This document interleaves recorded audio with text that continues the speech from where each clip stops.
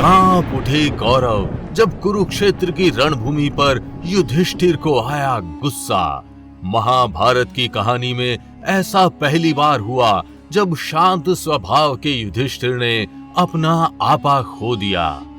ऐसा पहली बार हुआ जब धर्मराज युधिष्ठिर ने अपना धर्म त्याग दिया और कुरुक्षेत्र की रणभूमि पर मृत्यु का वो प्रचंड तांडव किया जिसे देख स्वयं श्री कृष्ण भी दंग रह गए।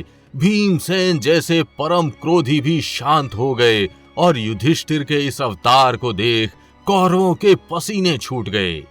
महाभारत की कहानी में ज्येष्ठ पांडु पुत्र युधिष्ठिर को सत्य और धर्म के प्रतीक के रूप में दर्शाया गया है। बुराई और अधर्म उनसे कोसों दूर थी। शायद यही कारण है कि उन्हें महाभारत में धर्मराज की उपाधि भी दी गई थी।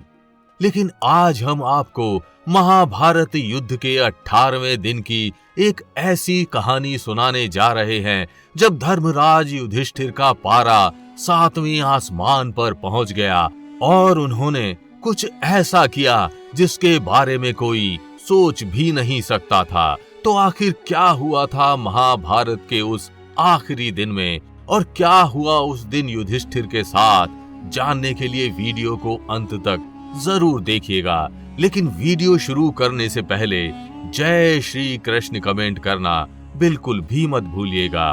भगवान श्री कृष्ण की कृपा आपके घर परिवार पर सदैव बनी रहेगी। काला जादू हो या शनि की 7.5 होंगे हर कष्ट दूर, आएगी जीवन में तरक्की। अपने घर परिवार और संपत्ति को हर बुरी दृष्टि से बचाने के लिए आज ही मंगवाएं मंत्रों द्वारा सिद्ध नजर सुरक्षा कवच। ये बात तो हम सब जानते हैं कि महाभारत का वो महाविनाशकारी युद्ध पूरे 18 दिनों तक चला और इन 18 दिनों में कौरवों ने अपने 5 सेनापति बदले। बाणों की शैया पर जाने से पहले पितामह भीष्म एकमात्र ऐसे कौरव सेनापति थे जो अपने बाहुबल के दम पर ज्यादा समय तक युद्ध भूमि पर टिके रहे। उन्होंने युद्ध के शुरुआती 10 दिनों तक कौरवों की अगुवाई की।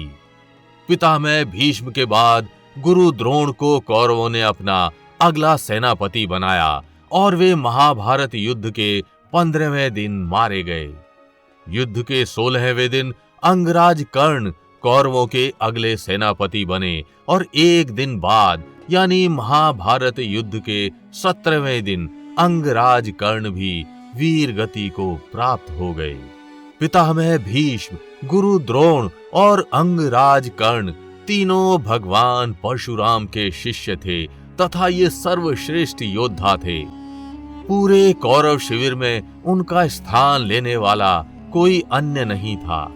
महाभारत के शुरुआती 17 दिनों में इन तीनों योद्धाओं का अंत हो गया और इनके मारे जाने के बाद कौरव इस उलझन में पड़ गए कि आखिर महाभारत युद्ध के 18वें दिन किसको सेनापति बनाया जाए। इसके बाद कौरवों ने जिस योद्धा को अपना अगला सेनापति बनाया उसने युधिष्ठिर जैसे धर्म अवतार को पाप करने पर मजबूर कर दिया। महाभारत युद्ध के 18वें दिन यानी अंतिम दिन दुर्योधन ने मद्रराज शल्य को अपना अगला सेनापति नियुक्त किया। कृपाचार्य, कृतवर्मा और अश्वत्थामा जैसे चोटी के योद्धाओं के सामने दुर्योधन ने मद्रराज शल्य को चुना। वास्तव में मद्रराज शल्य छोटे पांडव भाई नकुल और सहदेव के मामा थे। वे मद्र देश के राजा तथा नकुल सहदेव की माता माद्री के भाई थे। इसके बावजूद वे कौरवों का साथ दे रहे थे, लेकिन वे अपनी मर्जी से कौरवों की तरफ से नहीं लड़ रहे थे। दरअसल वे दुर्योधन के षड्यंत्रों का शिकार हो गए थे और ना चाहते हुए भी मजबूरी में कौरवों का साथ दे रहे थे। जब मद्रराज शल्य अपनी सेनाओं के साथ पांडवों का साथ देने कुरुक्षेत्र की ओर बढ़ रहे थे, तब रास्ते में दुर्योधन ने उन्हें अपनी सेवाएं देकर उनको अपने पक्ष में कर लिया था। जिससे ना चाहते हुए भी शल्य दुर्योधन के कर्जदार बन गए और उस कर्ज को उतारने के लिए उन्हें कौरवों का साथ देना पड़ा। किंतु मद्रराज शल्य ने दुर्योधन के समक्ष ये शर्त रखी कि वे युद्ध में हथियार नहीं उठाएंगे, क्योंकि पांडव उनके भांजे थे और वे पांडवों को मन से अपना मानते थे। इसलिए उन्हें अंगराज कर्ण ने अपना सारथी बना लिया और महाभारत के युद्ध में उन्होंने एक सारथी के रूप में अंगराज कर्ण को अपनी सेवाएं दी। मद्रराज शल्य ने एक सारथी के रूप में हमेशा अंगराज कर्ण को नीचा दिखाया, कर्ण को हमेशा अर्जुन से कमजोर बताया और जगह जगह पर कर्ण का बल क्षीण किया। मद्रराज शल्य भले ही दुर्योधन के चंगुल में फंसकर कौरवों का साथ दे रहे थे, लेकिन उनकी निष्ठा हमेशा पांडवों के साथ थी और वे युद्ध में पांडवों की जीत चाहते थे। लेकिन अंगराज कर्ण की मृत्यु ने उनकी सोच बदल दी।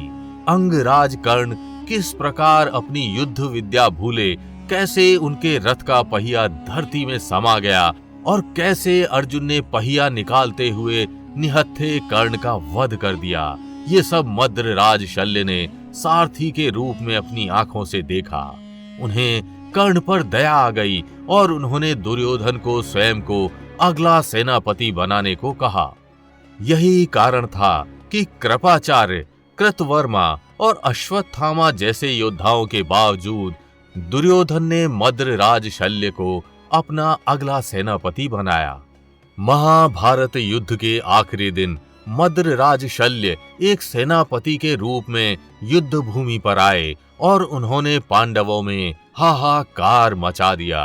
वे जानते थे कि अगर उन्होंने युधिष्ठिर को मार दिया तो युद्ध समाप्त हो जाएगा, इसलिए उन्होंने युधिष्ठिर को ललकारा और सीधा जाकर युधिष्ठिर से भिड़ गए। महाभारत के उस आखिरी दिन धर्मराज युधिष्ठिर और कौरव सेनापति मद्रराज शल्य के बीच बड़ा घनघोर युद्ध हुआ। दोनों योद्धा एक से बढ़कर एक थे। मद्रराज शल्य की आंखें क्रोध में लाल थीं और वे कर्ण का बदला लेने को भी बेचैन थे। लेकिन धर्मराज युधिष्ठिर एक संतुलित योद्धा थे। वे जानते थे कि वे अपने मामा से लड़ रहे हैं और वे युद्ध में मद्रराज शल्य को पूरा सम्मान दे रहे थे। उन्होंने मद्रराज शल्य को बार बार समझाया, परंतु शल्य नहीं माने और फिर युद्ध भूमि पर युधिष्ठिर के गुस्से का पहाड़ टूट पड़ा। युधिष्ठिर के उस विकराल रूप को देखकर अन्य सभी योद्धा दंग रह गए। किसी ने भी युधिष्ठिर को इससे पहले इतने गुस्से में नहीं देखा था। क्रोध में आकर युधिष्ठिर ने मद्रराज शल्य का अंत कर दिया। युधिष्ठिर ने अपने मामा को मारकर वो पाप किया जिसके बारे में उन्होंने पहले कभी सोचा भी नहीं होगा। इस प्रकार कौरवों का एक और सेनापति भी मारा गया और बाद में मरते हुए दुर्योधन ने अश्वत्थामा को अपना अगला सेनापति बनाया। मद्रराज शल्य का वध करके युधिष्ठिर ने सही किया या गलत, आप हमें कमेंट करके जरूर बताइएगा। अगर वीडियो अच्छी लगी हो तो इसे लाइक व शेयर कर चैनल को सब्सक्राइब करना बिल्कुल भी मत भूलिएगा।